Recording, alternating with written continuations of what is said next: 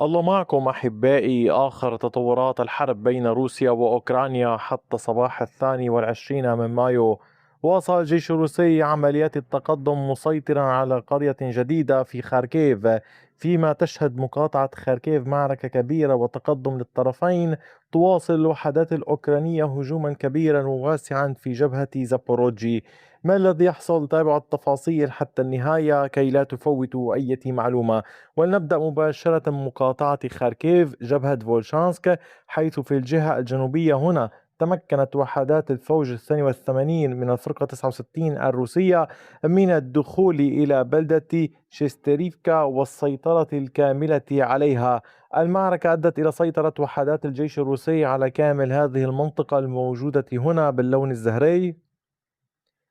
نتحدث هنا عن تقدم كان بعمق تقريبي نحو 1.66 كيلومتر بعرض الكيلومتر والنصف على طول المنطقة. هنا الوحدات الروسية فرضت سيطرتها وتواصل الاشتباك مع القوات الأوكرانية في الجهة الأخرى الموجودة في اتجاه لوسيفكا. هذه البلدة، بلدة لوسيفكا، تنتشر في هذه الأرجاء. تحاول القوات الروسية الدخول إليها والتقدم نحوها من جهة شيستريفكا ومن جهة فيرخنيا بيساريفكا عبر منطقة الغابات وعلى طول الطريق الرئيسي.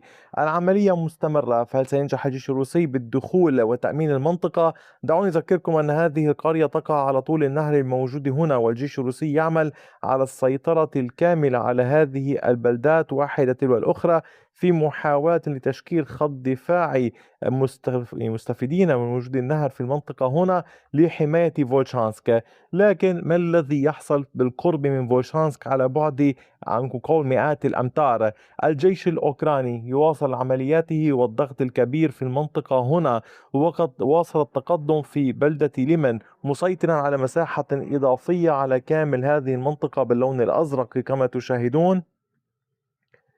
عمق التقدم للوحدات الأوكرانية كان 540 مترا كحد أقصى على امتداد 840 مترا.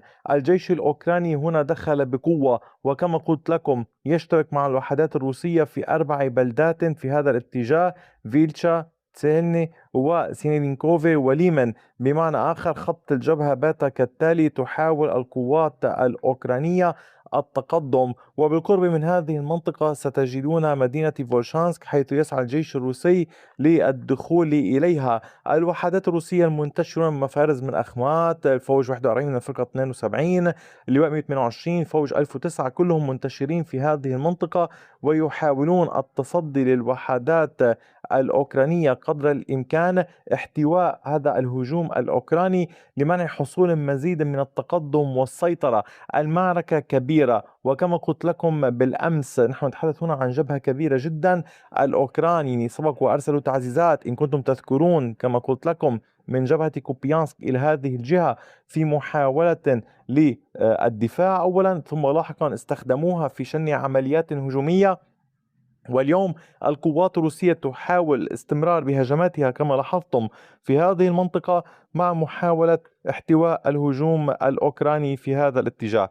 هل ستنجح القوات الروسية؟ يبقى سؤالا مفتوحا، الوقت سيجيب عنه. لكن العمليات في هذه الجبهة لا تهدأ. هناك كان تقدم ثالث في المنطقة، كان هذا التقدم والثاني للجيش الروسي في محيط ريبالكيني على طول الحدود. بعد السيطرة بالأمس على البلدة هنا على هذه القرية، واصل الجيش الروسي عمليات التقدم على طول الحدود الروسية الأوكرانية كما تشاهدون، مسيطرا على هذه المساحة هنا باللون الزهري. عمق التقدم للقوات الروسية بلغ 1.14 كيلومتر بامتداد 1.74 كيلومترا، والعمليات لا تزال مستمرة. القوات الأوكرانية هنا تحاول القيام بأمر، ما هو؟ تحاول حصر الدخول أو نقول تقدم الوحدات الروسية عبر الغابات على طول هذه الطرق الثلاث باتجاه بلدة مالافوفشا. تحاول القوات الأوكرانية قدر الإمكان رصد هذه المناطق التي يتم من خلالها العبور للمدرعات للمركبات لمنع الجيش الروسي من التقدم. المعركة مستمرة وكبيرة، كثيرون كانوا قد سألوا لماذا، يعني دوما هذا السؤال موجود منذ بداية الحرب، لماذا لا يتم الحشد عن الحدود من قبل الجيش الأوكراني أو الروسي أو كلاهما؟ حدود كبيرة جدا تحتاج إلى جيوش وليس فقط إلى جيش واحد، وبالتالي تقسيم هذه الجيوش بين جبهات في الداخل وحدود وغيرها أمر صعب جدا لا يكفي، وبالتالي كل طرف يتحرك حسب الطرف الآخر، أو في حال أراد يمكن قول شن عملية معينة حينئذ يتحرك الطرف الآخر ويرسل قوات مقابل تلك القوات. هذه هي الحال على طول الحدود الروسية الأوكرانية. أما فيما يتعلق بالعمليات باتجاه كوبيانسك، هنا كانت المعركة قوية جدا، ولكن في هذا الاتجاه من نوفو أوسينوفي يعني الوحدات الروسية كانت تحاول الاختراق بقوة. كذلك الأمر كان الأوكران قد حاولوا عدة مرات القيام بعمليات هجمات مضادة، إلا أنه لم ينتج عن ذلك أي تغيير في خريطة السيطرة، ولكن وجب التنويه إلى حجم هذه الهجمات التي كانت قد حصلت. أما على صعيد العمليات في جبهة زابوروجي، هنا كانت القوات الأوكرانية قد تقدمت في القطاع الغربي مسيطرة على هذه المساحة الموجودة هنا باللون الأزرق بشكل كامل في محيط ستيبنوهيرسك. هنا كما تشاهدونها التقدم الأوكراني كان بعمق 3 كيلومترات بعرض الكيلومترين والنصف. العملية واسعة جدا ولا تقتصر فقط هنا، لا يزال الهجوم الأوكراني يعني هو هجوم كبير. البعض قد يظنه هجوم من مجموعة صغيرة أو أمرا معين فيستغرب، يعني هذا التقدم الأوكراني هو هجوم مستمر منذ فترة طويلة على طول المنطقة هنا، إضافة إلى الاتجاه الموجود في محيط بافليفكا ونوفياكوفليفكا وريكانيفسكي. في هذه المناطق أيضا محاولات أوكرانية مكثفة ليكون هناك تقدم والسيطرة على المزيد والمزيد من المناطق. طبعا نحن نتحدث عن خط اشتباك منذ مدة طويلة، يعني لم يكن هناك اشتباكات في هذه المناطق بالعمق، ولكن فيما يتعلق بستيبنيرسك وبيرموسكي منذ أشهر يعني والجيش الروسي موجود هنا. لننتظر إلى أين ستؤول الأمور. في القطاع الأوسط باتجاه أوريخيف، كان هناك في محيط أوريخيف في مالوتوكماشكا وعلى كامل هذا الامتداد، يعني كما تلاحظون مالوتوكماشكا تمتد على امتداد كبير. في الجزء الشرقي الجنوبي الوحدات الأوكرانية تمكنت من السيطرة الكاملة على هذه المنطقة هنا باللون الأزرق. عمق التقدم للوحدات الأوكرانية بلغ 1.48 كيلومتر بعرض الكيلومترين والربع. العمليات الأوكرانية مستمرة، ولكن ليس فقط في هذا الاتجاه.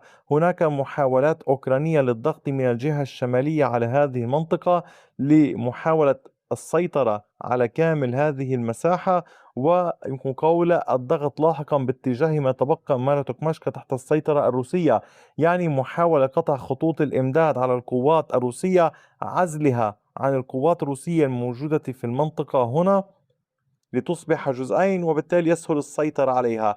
الوحدات الروسية تواصل شن بعض الهجمات المضادة لمحاولة منع الأوكران من التقدم، إلا أن الأمر نوعا ما يعني هجوم كبير.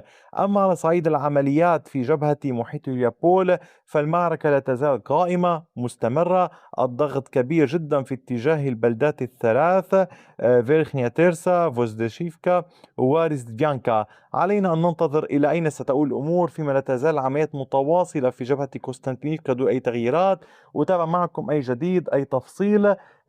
أحبائي هذا كان كل شيء حتى الساعة. علينا يعني متابعة القناة، تفعيل الجرس لمعرفة أي تطورات إضافية لاحقا. تأكدوا من ذلك، وشكرا لوقتكم الثمين، وإلى اللقاء بفيديو آخر.